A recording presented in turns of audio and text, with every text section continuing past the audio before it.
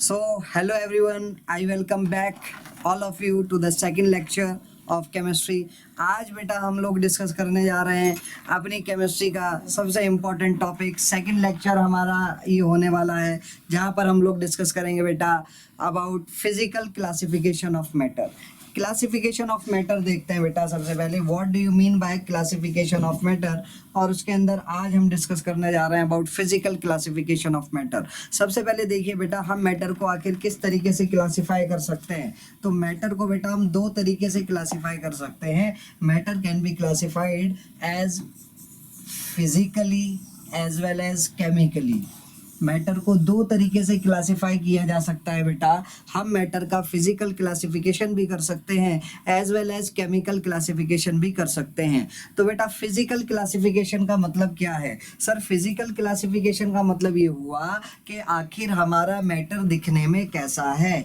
हमारा मैटर दिखने में केवल और केवल तीन तरीके का ही हो सकता है बेटा, या तो सॉलिड होगा, या लिक्विड होगा, या फिर गैस होगा। ठीक है। फिजिकल क्लासिफिकेशन मींस मैटर का फिजिकल अपीयरेंस क्या है। मैटर के फिजिकल अपीयरेंस के बेसिस पर हम अपने मैटर को सॉलिड, लिक्विड और गैस तीन स्टेट्स में डिवाइड कर रहे हैं। These are the three states of matter. अगली बात हम देखते हैं बेटा केमिकली आप मैटर को कैसे क्लासिफाई कर सकते हो। सर केमिकली मेरा मैटर दो तरीके का होगा, या तो प्योर होगा या फिर इम्प्योर होगा। क्या मतलब है बेटा प्योर का और क्या मतलब है इम्प्योर का, ये सारी चीज़ें डिटेल में अभी हम आगे चल करके डिस्कस करने वाले हैं। प्योर आपका दो तरीके का होता है बेटा, एलिमेंट्स एंड कंपाउंड्स। प्योर हमारा दो तरीके का होगा, एलिमेंट्स एंड कंपाउंड्स। और प्योर की कैटेगरी में कौन कौन आने वाला है बेटा? प्योर की कैटेगरी में एलिमेंट और कंपाउंड आ चुके हैं। एलिमेंट्स में तीन तरीके के हमारे एलिमेंट्स हैं बेटा। कौन कौन से एलिमेंट्स हैं सर? तीन तरीके के एलिमेंट्स जो हमारे पास है बेटा वो है सबसे पहला मेटल्स, नॉन मेटल्स। अगर मैं आपसे पूछूं बताइए आज के टाइम में कितने एलिमेंट्स नॉन है, तो आप बोलेंगे सर आज के टाइम में टोटल मॉडर्न पीरियोडिक टेबल में 118 एलिमेंट्स नॉन है। उन 118 एलिमेंट्स को तीन अलग अलग कैटेगरी में डिवाइड किया गया है बेटा, मेटल्स, नॉन मेटल्स। और वो कौन होते हैं जो मेटल और नॉन मेटल दोनों के बीच की प्रॉपर्टी शो करते हैं? सर उनको बोला जाता है मेटालॉइड्स। क्या बोला जाता है बेटा? उनको बोला जाता है मेटेलॉइड्स। तो एलिमेंट्स भी तीन तरीके के हो गए बेटा, metals, non metals and metalloids. उसके बाद कंपाउंड की अगर बात की जाए बेटा, कंपाउंड भी आप दो तरीके से बाइफरगेट कर सकते हैं। कंपाउंड भी बेटा आपका दो तरीके का होता है। कौन कौन सा? सर कंपाउंड एक तो मेरा होगा ऑर्गेनिक कंपाउंड और दूसरा मेरा होगा इनऑर्गेनिक कंपाउंड। एक होगा ऑर्गेनिक कंपाउंड और दूसरा क्या होगा बेटा? इनऑर्गेनिक कंपाउंड होगा। ठीक है। आई होप यहाँ तक बात समझ आ रही होगी। सारी चीज़ें डिटेल में चल करके आगे हम देखने वाले हैं कि इन सभी चीज़ों का क्या मतलब है। एक एक वर्ड का, एक एक टर्म का मतलब हम यहाँ पर समझने वाले हैं। इम्प्योर की कैटेगरी में कौन आता है बेटा? इम्प्योर की कैटेगरी में मिक्सचर्स आते हैं। और मिक्सचर्स हमारे दो तरीके के हो सकते हैं, या तो होमोजीनियस मिक्सचर होगा या फिर हेट्रोजीनियस मिक्सचर होगा। या तो होमोजीनियस मिक्सचर होगा या फिर हेट्रोजीनियस मिक्सचर होगा। आई होप मेरी इतनी बात क्लियर हुई होगी आप लोगों को। तो आगे बढ़ते हैं बेटा और स्टार्ट करते हैं आज की लेक्चर का सबसे पहला टॉपिक, जिसको हम क्या बोल रहे हैं बेटा? जिसको हम बोल रहे हैं फिजिकल क्लासिफिकेशन ऑफ मैटर। कि आखिर हम अपने मैटर को फिजिकली किस तरीके से क्लासिफाई कर सकते हैं। फिजिकली मेरा मैटर कितने तरीके का होगा।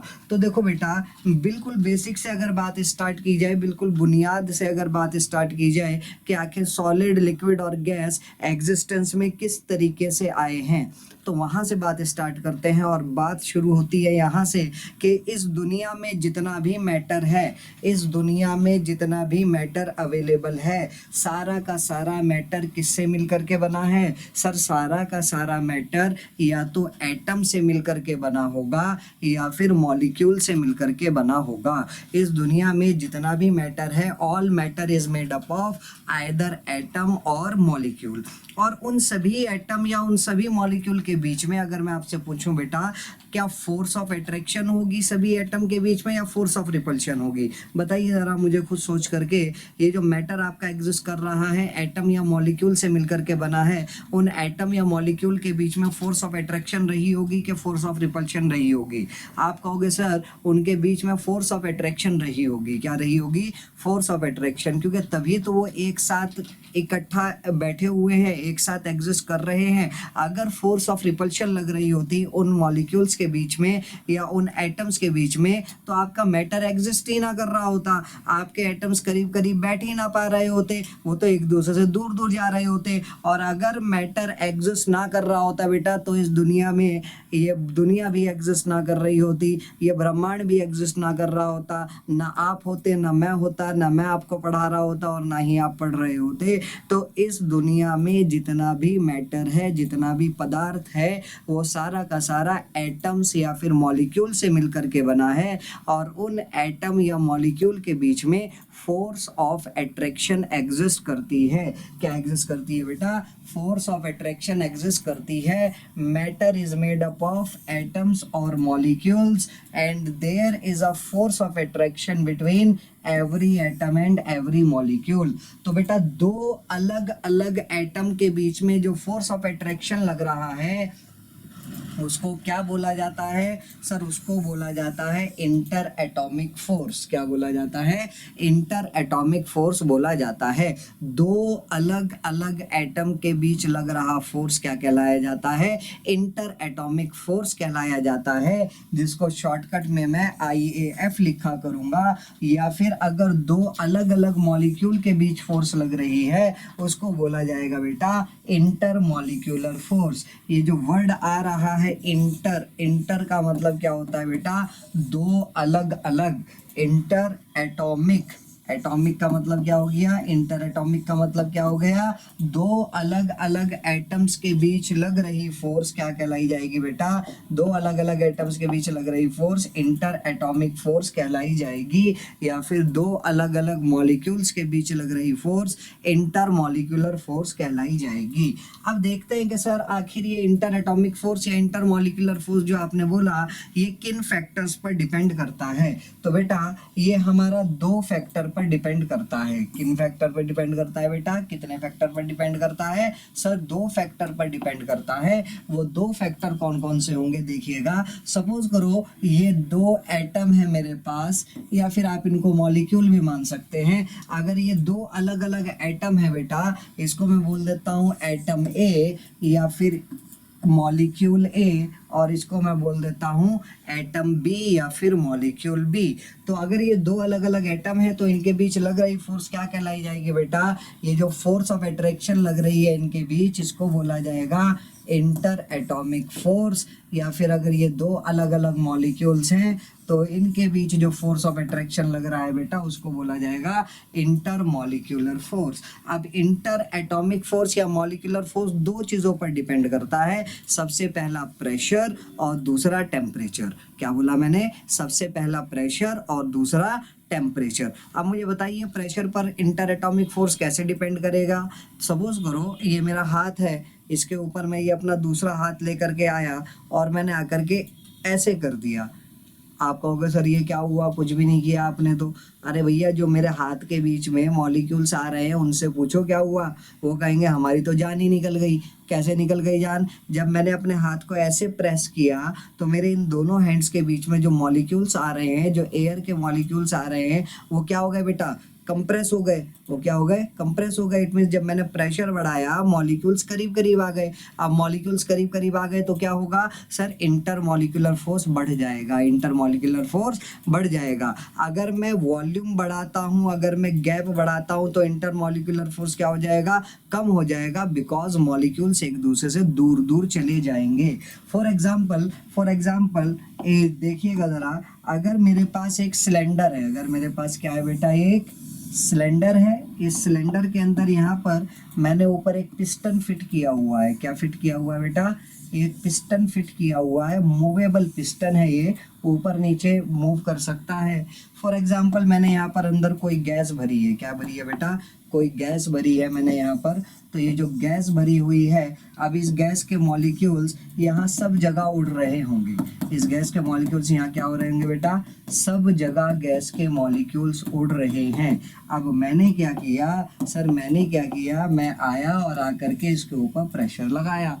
अब जब मैं इसके ऊपर प्रेशर लगाऊंगा, प्रेशर एक्सर्ट करूंगा, तो क्या होगा, ये पिस्टन नीचे की डायरेक्शन में आएगा। ये पिस्टन नीचे की डायरेक्शन में आकर के सपोज करो यहाँ पर पहुंच गया। अब क्या हुआ भाई, क्या हुआ, गैस तो उतनी की उतनी थी जितनी पहले थी। क्या मैंने गैस निकाली बाहर, नहीं, मैंने गैस बाहर नहीं निकाली। परफेक्टली इंसुलेटेड सिलेंडर है मेरा, मैंने कोई गैस बाहर नहीं निकाली, लीक नहीं कर रहा है मेरा सिलेंडर। मैंने बस प्रेशर ऊपर से लगाया, पिस्टन नीचे हुआ, गैस अभी भी उतनी की उतनी ही है। गैस की वॉल्यूम क्या हो गई अब सर, गैस की वॉल्यूम कम हो गई। पहले अगर वॉल्यूम कितनी थी, पहले अगर वॉल्यूम मैं आपसे पूछूं V1 थी, अब वॉल्यूम घट करके कितनी रह जाएगी सर, अब वॉल्यूम घट करके रह जाएगी V2। और यहाँ पर बताइए V1 में और V2 में बड़ा कौन होगा और छोटा कौन होगा, सर छोटा होगा V2।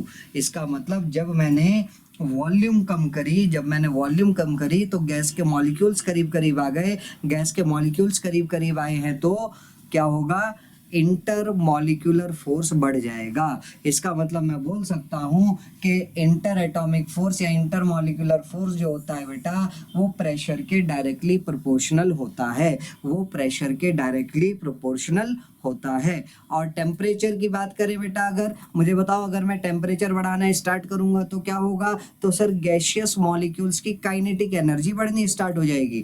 अब अगर गैशियस मॉलिक्यूल्स की काइनेटिक एनर्जी बढ़ रही है तो वो गैशियस मॉलिक्यूल्स एक दूसरे के पास पास एग्जिस्ट करेंगे या दूर दूर एग्जिस्ट करेंगे। सर अगर काइनेटिक एनर्जी बढ़ रही है तो मॉलिक्यूल्स एक दूसरे से दूर दूर जाएंगे, और मॉलिक्यूल्स अगर एक दूसरे से दूर दूर जाएंगे तो क्या होगा, तो इंटर एटॉमिक फोर्स या इंटर मॉलिक्यूलर फोर्स घट जाएगा। इसका मतलब हमें इतनी बात समझ में आई कि सर इंटर मॉलिक्यूलर फोर्स जो होता है वो प्रेशर बढ़ाने से बढ़ता है, टेम्परेचर बढ़ाने से घटता है। It means intermolecular force is directly proportional to pressure and it is inversely proportional to temperature.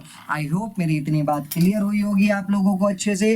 तो अब जरा मुझे बताना, मुझे एक चीज का जवाब देना कि इंटर मॉलिक्यूलर फोर्स या इंटर एटॉमिक फोर्स जो है हमारा सबसे ज्यादा अगर है, if inter atomic force is maximum, तो कौन सी फिजिकल स्टेट एग्जिस्ट करेगी, सर बचपन से पढ़ते आ रहे हैं, 6-7 से पढ़ते आ रहे हैं, अगर इंटर एटॉमिक फोर्स या इंटर मॉलिक्यूलर फोर्स ज्यादा होगा तो सॉलिड स्टेट एग्जिस्ट करेगी। कौन सी स्टेट एग्जिस्ट करेगी बेटा, सॉलिड स्टेट एग्जिस्ट करेगी। और अगर इंटर मॉलिक्यूलर फोर्स या इंटर एटॉमिक फोर्स नेग्लिजिबल होगा बेटा, then gaseous state will exist. और अगर इन दोनों के बीच का होगा, दरमियान का होगा, तो क्या होगा सर, इंटर एटॉमिक फोर्स या इंटर मॉलिक्यूलर फोर्स अगर इंटरमीडिएट है तो लिक्विड स्टेट एग्जिस्ट करेगी। क्या एग्जिस्ट करेगी बेटा, लिक्विड स्टेट एग्जिस्ट करेगी। तो मेन चीज यहाँ से स्टार्ट होती है। हमें तो बता दिया जाता था कि सर सॉलिड स्टेट में इंटर एटॉमिक फोर्स बहुत ज्यादा है, लिक्विड में इंटरमीडिएट होता है, गैस में बहुत कम होता है, ये बात हम जानते हैं बचपन से।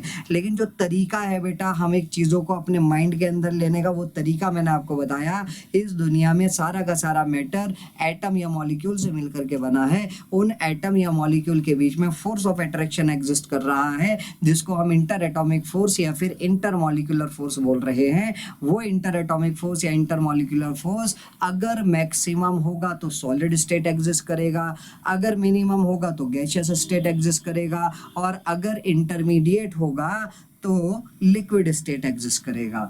आई होप मेरी इतनी बात क्लियर हुई होगी आप सभी लोगों को। तो चलिए आगे बढ़ते हैं। अब देखिए बेटा, सबसे पहले हम स्टार्ट करने जा रहे हैं अपना सॉलिड स्टेट। क्या स्टार्ट करने जा रहे हैं सर, सॉलिड स्टेट स्टार्ट करने जा रहे हैं। और सॉलिड स्टेट में जो सबसे ज़्यादा सवाल हमारे एनडीए एग्जाम में पूछा जाता है वो ये पूछा जाता है बेटा कि सॉलिड्स हमारे दो तरीके के होते हैं। सॉलिड कितने तरीके के होते हैं बेटा, सर सॉलिड हमारे दो तरीके के होते हैं। और वो कौन कौन से होते हैं बेटा, एक होता है क्रिस्टलाइन सॉलिड और एक होता है अमोर्फस सॉलिड। एक होता है क्रिस्टलाइन सॉलिड और एक होता है अमोर्फस सॉलिड। क्या मतलब है सर क्रिस्टलाइन सॉलिड का और अमोर्फस सॉलिड का? तो सुनिएगा ध्यान से। क्रिस्टलाइन सॉलिड का मतलब क्या है बेटा, यहाँ आप फोटो में देख करके भी समझ पा रहे हो। यहाँ पर जो मैंने एटम्स दिखाए हैं और यहाँ पर जो मैंने एटम्स दिखाए हैं, पहली वाली पिक्चर में जो एटम है बेटा वो एक रेगुलर पर्टिकुलर अरेंजमेंट में बैठे हुए हैं। एक अच्छे बच्चे की तरह एक रेगुलर पर्टिकुलर अरेंजमेंट में शांति के साथ अच्छे से रेगुलर फैशन में एटम्स बैठे हुए हैं।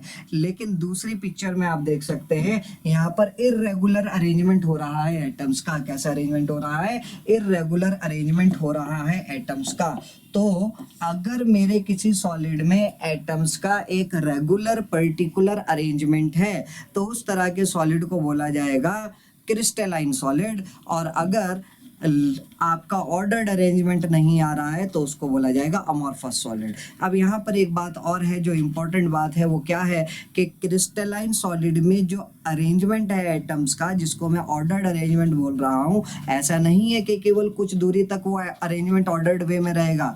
नहीं सर, वो लंबी दूरी तक एक रेगुलर पर्टिकुलर अरेंजमेंट में रहता है। क्या मतलब है कहने का, सुनना ध्यान से। फॉर एग्जाम्पल अगर मैं आपसे कह रहा हूँ कि मैंने आपको NaCl नाम का एक क्रिस्टल दिया, मैंने क्या दिया? NaCl नाम का एक क्रिस्टल दिया। तो सबसे पहले मुझे बताइए NaCl कैसा कंपाउंड है? NaCl आयोनिक कंपाउंड है कि कोवलेंट कंपाउंड है? सर NaCl हमारा आयोनिक कंपाउंड है। कैसा कंपाउंड है? आयोनिक कंपाउंड है। और इस NaCl के अंदर जो बेसिक कंस्टिट्यूएंट आयंस हैं, वो बेसिक कंस्टिट्यूएंट आयंस कौन कौन से हैं sir? Na positive and Cl negative. What are the basic constituent ions of NaCl? सब बेसिक कंस्टिट्यूएंट आयंस NaCl में है Na positive and Cl negative. These oppositely charged ions are present और इन्हीं को ही कैटायन और एनायन बोला जाता है। तो बेटा कैटायन और एनायन के बीच में जो फोर्स ऑफ अट्रैक्शन लगती है, उसी फोर्स ऑफ अट्रैक्शन को आयोनिक बॉन्ड बोलते हैं। और ये कंपाउंड जो हमारा बन के तैयार हुआ, this is known as ionic compound. I hope मेरी इतनी बात क्लियर हुई होगी। आगे चल करके डिटेल में देखेंगे बेटा आयोनिक कंपाउंड और कोवलेंट कंपाउंड क्या होता है। फिलहाल जो बात मुझे आपको समझानी है वो बात समझने की कोशिश करो। सपोज करो मैं आपको NaCl का एक बड़ा सा क्रिस्टल ला करके दे देता हूँ। मैंने आपको NaCl का एक बड़ा सा क्रिस्टल ला करके दिया और मैं आपसे कहता हूँ कि आपको सपोज करो इसके अंदर जाने का मौका मिल जाए, आपको NaCl क्रिस्टल के अंदर जाने का मौका मिल जाए, तो आपको क्या देखने को मिलेगा? सर मुझे Na पॉजिटिव और Cl नेगेटिव देखने को मिलेंगे। कौन देखने को मिलेंगे? Na positive and Cl negative. और कैसे देखने को मिलेंगे? एक रेगुलर पर्टिकुलर अरेंजमेंट में मुझे Na पॉजिटिव और Cl नेगेटिव देखने को मिलेंगे। क्या मतलब है सर? सपोज करो जहाँ पर मैं खड़ा हूँ, मैं यहाँ खड़ा हूँ बेटा, सपोज करो मैं यहाँ खड़ा हूँ, मेरे पैरों के नीचे कौन आ रहा है? Na पॉजिटिव आ रहा है। कौन आ रहा है? Na positive. मेरा मन करा थोड़ा सा आगे चलने का, मैं थोड़ा सा आगे गया, Na पॉजिटिव के बाद कौन मिलेगा? Cl negative. अब जितनी दूरी पीछे से ट्रेवल करके आया उतनी ही दूरी वापस आगे चलूंगा, वापस से कौन मिलेगा? Na positive. Na पॉजिटिव से उतनी ही दूरी आगे पर चलूंगा तो कौन मिलेगा? Cl negative. और आगे चलूंगा कौन मिलेगा? Na positive. अब मेरा मन कर रहा है कि सर मैं यहाँ खड़ा हूँ Na पॉजिटिव के ऊपर, मैं लेफ्ट साइड में आना चाह रहा हूँ, तो लेफ्ट साइड में आओगे तो भी Cl नेगेटिव मिलेगा, राइट साइड में जाओगे तो भी Cl नेगेटिव मिलेगा। ठीक है, और ये तो 3D ज्योमेट्री है हमारी। ऊपर जाने का मन कर रहा है तो भी कौन मिलेगा? Cl negative. नीचे आने का मन कर रहा है तो भी कौन मिलेगा? Cl negative. क्या मतलब है सर कहने का? सपोज करो ये Na पॉजिटिव है। क्या है? Na positive. ठीक है, Na पॉजिटिव से इधर आया मैं, लेफ्ट साइड में कौन मिला? एक Cl नेगेटिव, राइट साइड में दूसरा Cl नेगेटिव, ऊपर की तरफ तीसरा Cl नेगेटिव, नीचे की तरफ चौथा Cl नेगेटिव, आगे आपकी तरफ पांचवा Cl नेगेटिव, पीछे मेरी तरफ छठा Cl नेगेटिव। इसका मतलब NaCl क्रिस्टल के अंदर ये regular particular arrangement Na positive और Cl नेगेटिव का एक लंबी दूरी तक चलता चला जाएगा। और ये कोई 2D स्ट्रक्चर नहीं है बेटा, ये तो एक 3 डायमेंशनल केज लाइक स्ट्रक्चर बन जाएगा। क्या बन जाएगा? 3 डायमेंशनल केज लाइक स्ट्रक्चर बन जाएगा। उसी को ही बोला जाता है बेटा क्रिस्टल लैटिस। क्या बोला जाता है? Crystal lattice. ठीक है, तो अब हम देख लेते हैं बोर्ड पर कि किस तरीके से मैंने आपको समझाया। Na पॉजिटिव के बाद मिला बेटा Cl नेगेटिव, उसके बाद वापस कौन मिला Na पॉजिटिव, उसके बाद वापस कौन मिला Cl नेगेटिव। ठीक है, मेरा मन कर रहा है Na पॉजिटिव से ऊपर की तरफ जाऊं तो कौन मिलेगा बेटा, Na पॉजिटिव से ऊपर की तरफ जाएंगे बेटा तो वापस से हमें क्या मिल जाएगा, Cl नेगेटिव मिल जाएगा।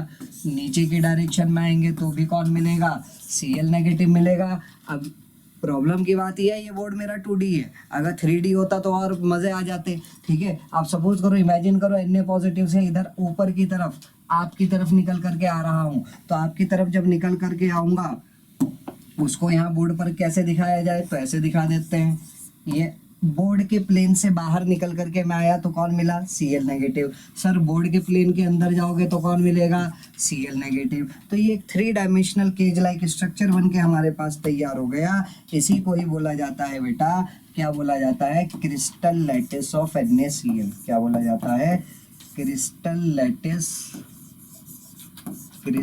Lattice of NaCl।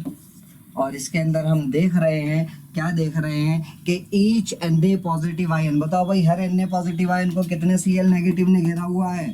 Sir her Na positive ion को 1 2 3 4 5 और 6, हर Na पॉजिटिव को 6 Cl नेगेटिव आयन ने घेरा हुआ है। सिमिलरली हर Cl नेगेटिव को 6 Na प्लस आयन ने घेरा हुआ है। इसी को ही बोला जाता है बेटा कोऑर्डिनेशन नंबर। क्या बोला जाता है, कोऑर्डिनेशन नंबर। कोऑर्डिनेशन नंबर क्या होता है, number of nearest neighbours, number of nearest पड़ोसीज। तो अगर कोई मुझसे पूछे कि आयोनिक क्रिस्टल ऑफ NaCl में Na पॉजिटिव का कोऑर्डिनेशन नंबर कितना है, तो Na पॉजिटिव का कोऑर्डिनेशन नंबर भी 6 है बेटा, और Cl नेगेटिव का कोऑर्डिनेशन नंबर भी 6 है। इसी को ही क्रिस्टलाइन सॉलिड बोला जाता है। और अगर बाय चांस ऐसा हो जाए Na पॉजिटिव के बाद Cl नेगेटिव आना था, फिर से Na पॉजिटिव आना था, लेकिन हुआ ये कि Na पॉजिटिव के बाद लगातार 2 बार Cl नेगेटिव आ गया, उसके बाद लगातार 3 बार Na पॉजिटिव आ गया, तो अब मुझे उसको क्रिस्टलाइन सॉलिड बोलने का अधिकार नहीं है। अब मैं उसको अमॉर्फस सॉलिड बोलूंगा। क्या बोलूंगा बेटा, अमॉर्फस सॉलिड बोलूंगा। आई होप मेरी इतनी बात समझ आई होगी। सबसे ज्यादा सवाल क्रिस्टलाइन सॉलिड पर ये आता है। और अगली बात जो आती है बेटा, वो अगली बात ये आती है कि गिलास इज एन एग्जाम्पल ऑफ, गिलास किस तरह के सॉलिड का एग्जाम्पल है, तो जवाब है बेटा गिलास is an example of amorphous solid. गिलास is an example of amorphous solid. गिलास कैसा सॉलिड होता है बेटा, अमॉर्फस सॉलिड होता है, क्रिस्टलाइन सॉलिड नहीं होता। ठीक है, उसकी सबसे बड़ी पहचान ये है कि एंशिएंट बिल्डिंग्स के अंदर आपने देखा होगा गिलास कुछ समय बाद धुंधला हो जाता है, उसके अंदर मिल्कीनेस अपीयर हो जाती है। अगर वो क्रिस्टलाइन होता तो कभी भी उसके अंदर मिल्कीनेस ना आती, क्योंकि गिलास अमॉर्फस होता है, इसीलिए वो कुछ समय बाद, कुछ सालों बाद मिल्की टर्न हो जाता है। अगली बात बेटा, अगर मैं आपसे पूछूं, मुझे बताओ गिलास सॉलिड है कि लिक्विड है, आप कहोगे सर कैसी बात कर रहे हो, गिलास तो सॉलिड है, बचपन से देखते आ रहे हैं गिलास इज अ सॉलिड। लेकिन नहीं, गिलास सॉलिड नहीं है बेटा, गिलास लिक्विड है। गिलास क्या है, लिक्विड है। सर कैसी बातें कर रहे हो, ये तो धोखे वाली बात हुई। हाँ, तो धोखा ही तो मिल रहा है हमें बचपन से। गिलास क्या है बेटा, गिलास हमारा एक सुपर कूल्ड लिक्विड है। क्या है, गिलास is a super cooled liquid. एक लिक्विड को बहुत ज्यादा कूल किया गया, तब जा करके वो गिलास बना। इट मीन सर ये तो धोखा देने वाला सॉलिड था। हाँ भैया, धोखा देने वाला है। और धोखा देने वाले को क्या बोलते हैं, हाँ, धोखा देने वाले को क्या बोलते हैं, जो अपने दिमाग में सोच रहे हो वो भी ठीक सोच रहे हो, बट केमिस्ट्री में सूडो बोलते हैं उसको। क्या बोलते हैं, सूडो बोलते हैं। तो गिलास कैसा सॉलिड है, गिलास इज अ सूडो सॉलिड। तो ये 3 पॉइंट हमें याद रखने हैं। ऑप्शन में इन तीनों में से कोई भी एक नजर आ गया तो क्या होगा, वही करेक्ट हो जाएगा। अगर कोई 2 नजर आ गए तो तीसरा ऑप्शन पक्की बात है देगा बोथ ए एंड बी। अगर तीनों के तीनों आ गए तो चौथा ऑप्शन पक्की बात है क्या देगा, ऑल ऑफ द अबव। ठीक है, तो गिलास एक अमॉर्फस सॉलिड है, सुपर कूल्ड लिक्विड है, धोखा देने वाला सॉलिड है, मतलब अमॉर्फस सॉलिड है। आई होप इतनी बात क्लियर हुई होगी। चलो आगे बढ़ते हैं। अगली बात बेटा, ये सारी वही बात है जो हम लोग बचपन से पढ़ते आ रहे हैं कि गिलास का क्या होता है सर, गिलास का सॉलिड का क्या होता है बेटा, definite shape and definite volume होती है। सॉलिड की क्या होती है भैया? Definite shape and definite volume होती है। ये बात तो छठी सातवीं क्लास में पढ़ा दी गई थी हम लोगों को। और उसके बाद अभी जो सबसे पहले बात करी, अगर इंटर एटॉमिक फोर्स या इंटर मॉलिक्यूलर फोर्स मैक्सिमम है तो सॉलिड स्टेट एग्जिस्ट करेगा। तो strong inter molecular force of attraction होता है, दो अलग अलग एटम के बीच में inter atomic force of attraction solid में क्या होगा बेटा? मैक्सिमम होगा। अगर दो अलग अलग एटम के बीच में फोर्स ऑफ अट्रैक्शन मैक्सिमम है तो एटम्स बिल्कुल टाइटली क्लोजली पैक्ड बैठे हुए होंगे, और दो अलग अलग एटम के बीच की जो दूरी है बेटा वो मैक्सिमम होगी कि मिनिमम होगी? सर, दो अलग अलग एटम के बीच जब एटम करीब करीब चिपके हुए बैठे हैं तो दो अलग अलग एटम के बीच की दूरी मिनिमम होगी। इसीलिए थर्ड पॉइंट क्या लिखा? इंटर मॉलिक्यूलर डिस्टेंस या फिर स्पेसिंग इज लेस या फिर मिनिमम। आई होप इतनी बात क्लियर हुई होगी। नेक्स्ट देखते हैं बेटा। नेक्स्ट क्या कह रहा है? मेल्टिंग पॉइंट और बॉइलिंग पॉइंट क्या होता है बेटा? सर, मेल्टिंग पॉइंट और बॉइलिंग पॉइंट होता है यहाँ पर हाई। ठीक है, high melting point and boiling point. What do you mean by MP? MP का मतलब मेंबर ऑफ पार्लियामेंट और बीपी का मतलब ब्लड प्रेशर नहीं है बेटा। एमपी का मतलब है मेल्टिंग पॉइंट और बीपी का मतलब है बॉइलिंग पॉइंट। दोनों ही बहुत ज्यादा हाई होते हैं। सॉलिड को क्या कंप्रेस किया जा सकता है? अरे भाई, एटम ऑलरेडी एक दूसरे के साथ चिपके हुए बैठे हैं, अब और कितना अंदर घुसाओगे उन एटम्स को? तो इसीलिए solids can't be compress. Least compressibility जो होती है वो किसकी होती है? सॉलिड की होती है। उसके बाद सॉलिड के अंदर क्या, सपोज करो अगर मैंने आपके सामने ये सॉलिड के एटम्स बनाए हैं जो चिपके हुए बैठे हैं, और मैं बात कर रहा हूँ इस एक पर्टिकुलर एटम की, ठीक है, तो मुझे बताना क्या ये जो बैक साइड में जो एटम बना हुआ है ये इस शेडेड वाले एटम को क्रॉस करके आगे जा सकता है? नहीं सर, ये एटम एक दूसरे को क्रॉस करके आगे नहीं जा सकते। Atoms can not cross each other. इसीलिए हम बोल रहे हैं कि particles can not migrate. Solid के अंदर बहने की टेंडेंसी नहीं होती। Solid can not flow. ठीक है, फ्लो का मतलब तो हम नॉर्मल लाइफ में फ्लो ही समझते हैं भाई, जो बह रहा है वो फ्लो कर रहा है। लेकिन एक्चुअल मीनिंग क्या है फ्लो करने का? अगर एक एटम दूसरे एटम को क्रॉस करके आगे जा रहा है तो इसका मतलब उसके अंदर फ्लो करने की टेंडेंसी है, और सॉलिड के अंदर ऐसा पॉसिबल नहीं है। सॉलिड के अंदर ऐसा पॉसिबल नहीं है। चलो आगे बढ़ते हैं बेटा। अगला आता है हमारे पास क्या? लिक्विड। अगला आता है सर लिक्विड। लिक्विड के अंदर क्या होगा भैया? लिक्विड के अंदर सर वॉल्यूम तो डेफिनेट होती है बट शेप डेफिनेट नहीं होती। अगर एक लिक्विड को मैंने गिलास में डाला, गिलास की शेप एक्वायर कर लेगा। कप के अंदर डाला, कप की शेप एक्वायर कर लेगा। और जग के अंदर डाला तो जग की शेप एक्वायर कर लेगा। It do not have definite shape but volume is definite. Volume इसकी क्या होती है बेटा? डेफिनेट होती है। Inter atomic force of attraction क्या होगा? सॉलिड से थोड़ा सा कम होगा और गैस से थोड़ा सा ज्यादा होगा। तो इसीलिए लिखा है intermediate intermolecular force of attraction. Atoms और मॉलिक्यूल्स एक दूसरे से सॉलिड के कंपैरिजन में थोड़ा सा दूर दूर हो जाते हैं। Atoms and molecules are away from each other. और बेटा जो दूसरी इंपॉर्टेंट बात है, तीसरी इंपॉर्टेंट बात है, वो क्या है? सॉलिड्स तो इनकम्प्रेसिबल थे ही थे बट लिक्विड भी इनकम्प्रेसिबल होता है। Both solids and liquids are almost considered to be incompressible. अगर कभी ऑर्डर आ गया एग्जाम में कि भैया कंप्रेसिबिलिटी का ऑर्डर बताओ, किसका ऑर्डर बताओ? कंप्रेसिबिलिटी का ऑर्डर बताओ, तो सबसे ज्यादा कंप्रेसिबल कौन होता है बेटा?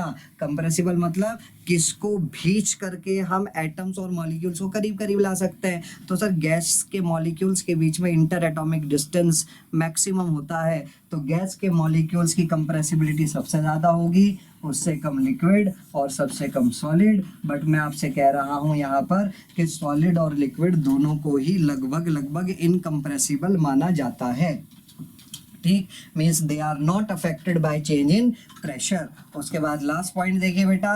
लास्ट पॉइंट, पार्टिकल्स यहाँ पर माइग्रेट कर सकते हैं। सॉलिड के अंदर पार्टिकल माइग्रेट नहीं कर पा रहा था बट लिक्विड के अंदर पार्टिकल माइग्रेट कर सकता है। It means they have tendency to flow.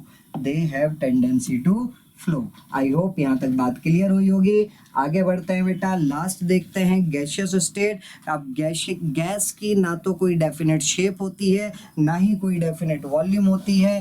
तो देखो जरा एक बहुत बढ़िया सा एग्जांपल, अगर सपोज करो सपोज करो मैं एक कंटेनर लेकर के आता हूँ आपके सामने, इस कंटेनर की वॉल्यूम मैं मान लेता हूँ VC लिख रहा हूँ बेटा। VC का मतलब क्या है? Volume of container. सपोज करो वॉल्यूम ऑफ कंटेनर इसकी है 5 लीटर, और एक और बड़ा सा कंटेनर मैं उठा करके लेकर के आया, उसकी वॉल्यूम मान लेते हैं कितना है बेटा?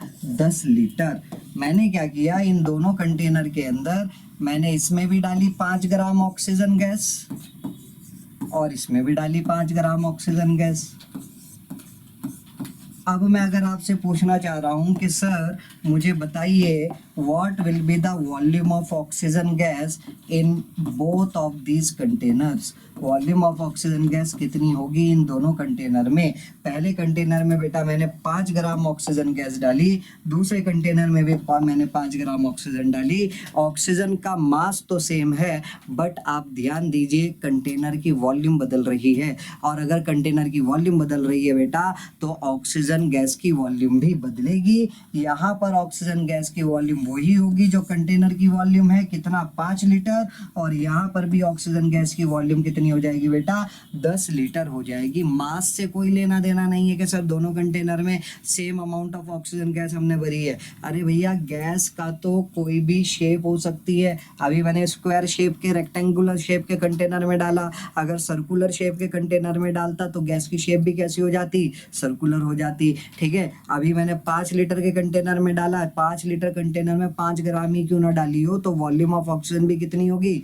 5 लीटर। अगला मैंने 5 ग्राम ऑक्सीजन डाली लेकिन 10 लीटर के कंटेनर में डाली, तो अब वॉल्यूम कितनी हो जाएगी? 10 लीटर हो जाएगी। अगर मैं 20 लीटर के कंटेनर में भी 5 ग्राम ऑक्सीजन गैस डालता हूं तो उस ऑक्सीजन गैस की वॉल्यूम भी कितनी होगी बेटा? उसकी वॉल्यूम भी 20 लीटर हो जाएगी। बट प्रोवाइडेड दैट, एक कंडीशन है यहाँ पर और एक शर्त है। वो शर्त क्या है कि ये कंटेनर हमारा खाली होना चाहिए, बिकॉज अगर यहाँ पर कोई सॉलिड आ गया तो सॉलिड की जगह तो हमारी गैस नहीं ले सकती। मान लिया वॉल्यूम ऑफ कंटेनर 5 लीटर है और ये जो वॉल्यूम ऑफ सॉलिड भरा हुआ है बेटा वो 3 लीटर है, तो वॉल्यूम ऑफ ऑक्सीजन गैस तो फिर 2 लीटर ही बचेगी।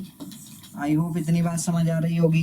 ठीक है सर, बहुत अच्छी बात। चलो आगे बढ़ते हैं। ठीक है, तो वो यहाँ पर लिख दिया, neither definite shape nor definite volume, it takes the volume of the container in which it is kept provided that the container must be empty.